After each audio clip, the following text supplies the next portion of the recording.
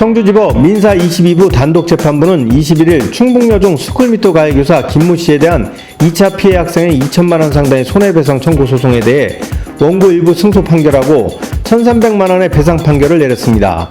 청주지법 선고 공익재판을 진행해온 충북 스쿨미터 지지모임 등 충북의 시민사회단체는 곧바로 청주지법 서문 앞에서 기자회견을 열고 항소 여부에 대해 논의해 가까운 시일 내에 언론을 통해 밝히겠다고 전했습니다. 정말 말로 다 하기 힘든 선처 호소를 가장한 극심한 2차 가해를 당했습니다.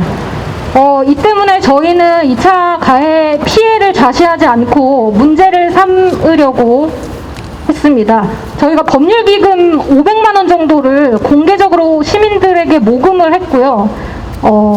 만 이틀이 되기도 전에 500만 원이 다 모였습니다. 그래서 저희가 원곡 법률사무소의 조영신 변호사님을 선임을 해서 명예훼손 등의 혐의로 형사소를 제기를 했고요.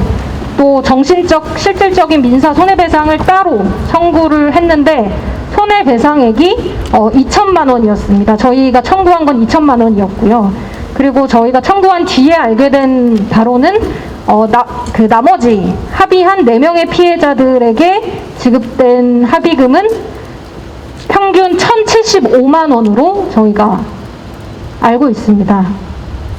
저희가 형사민사 2개 다 걸었다고 말씀드렸는데요. 형사고소는 경찰 수사 단계에서 편지에서 지문이 나오지 않았다는 이유로 수사 중지가 됐습니다. 그래서 저희가 어떻게 손도 써보지 못하고 지금 민사에 집중을 해온 상황이고요. 저희는 가해교사가 그 편지를 보냈다고 추측을 하고 있는데 자신은 보낸 적이 없다고 주장을 했다고 들었습니다. 또 민사는 오늘 청주지법 민사 22부 단독재판부에서 피해자의 애초 그 청구액을 받아들이지 않고 1,300만 원만 인정을 했습니다.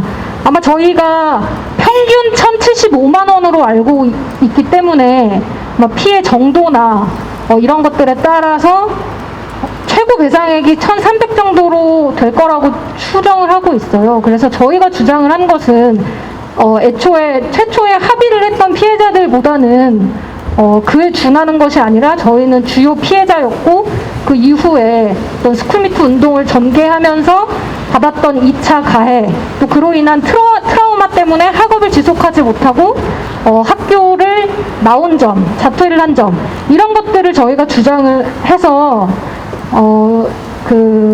최소한 합의한 것보다는 더 이상의 배상액을 받아야 한다라고 청구 취지를 주장을 했는데요. 그래서 그것이 잘 받아들여진 것 같지는 않습니다.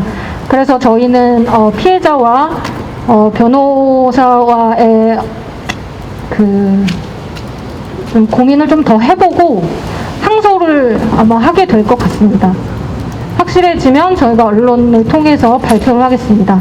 이들은 이번 가해교사에 대한 손해배상 청구 소송은 형사재판에서 회유와 협박 편지가 가해교사인 김 씨의 행위로 특정 지을 수 없다는 이유로 취하한 이후 징벌적 손해배상 청구 소송에 가까웠다며 도저히 만족할 수 없는 재판 결과라고 밝혔습니다.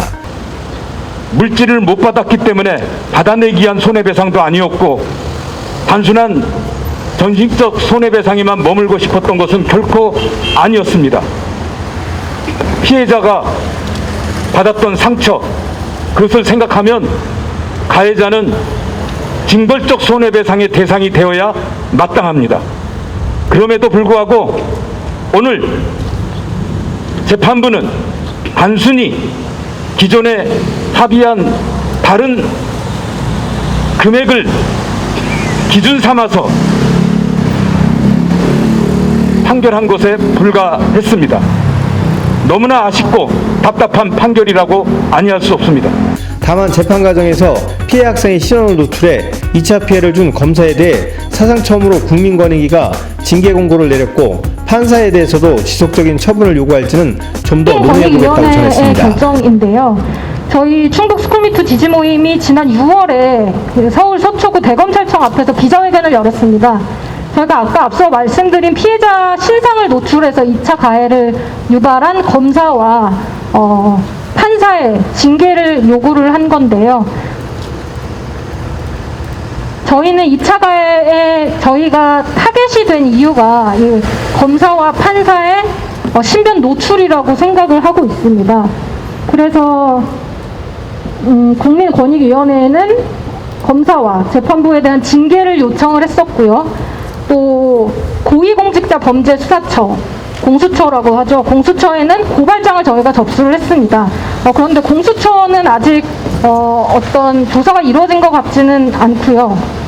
국민권익위원회에서는 검사의 신변 노출에 대한 부분을 인정을 해서 검찰총장에게 지난 12월 초죠. 12월 초에 징계를 해당 공판검사에 대한 징계를 권고할 것을 전달했다고 저희가 알고 있습니다. 이게 저희가 듣기로는 그 권익위에서 현재 검사를 대상으로 징계 권고 처리가 결정이 난 것은 첫 사례라고 들었습니다. 또 사례이기 때문에 저희는 큰 의미를 가지고 있고요. 인정되지 않은 판사에 대한 부분은 앞으로 어떻게 할지 저희 논의를 통해서 결정을 하려고 합니다. 이들은 가해교사 김 씨가 일부 피해 학생과 1,075만 원에 합의했다고 해서 이보다 조금 높은 1,300만 원의 손해배상 처분을 내린 재판부에 아쉬움이 남는다며 다시는 이 같은 일이 발생하지 않도록 하는 징벌적 손해배상의 성격을 감안해 청구 금액 이상의 선고 결정을 내려줬으면 했다고 밝혔습니다. 충북맥스TV 경철수입니다. 오늘 재판부는 피고 측의 의견을 수용했습니다. 재판부는 피고인이 피해자에게 어느 정도의 파급력을 미쳤는지 모르는 것 같습니다. 이 지역은 두 다리만 건너면 아는 사람이 있다고 할 수 있을 만큼 좁습니다. 위에서 말한 2차 피해만으로도 저는 이 지역에서 살아갈 자신이 없습니다. 불특정 다수의 사람에게 단 한 번도 공개를 허락한 적 없는 사생활이 모두 노출되었으니까요. 거짓 진술을 해서 선생님께 힘든 날을 보내게 했다는 오명, 조작과 왜곡으로 만들어낸 많은 비방도 일일이 고칠 수 없습니다. 거기다 1심 재판에서 제자들을 동원해 진술서를 받아 제출하는 등의 행위는 본 사건과 전혀 관련 없는 사람들에게도 피해를 끼치는 결과를 초래했고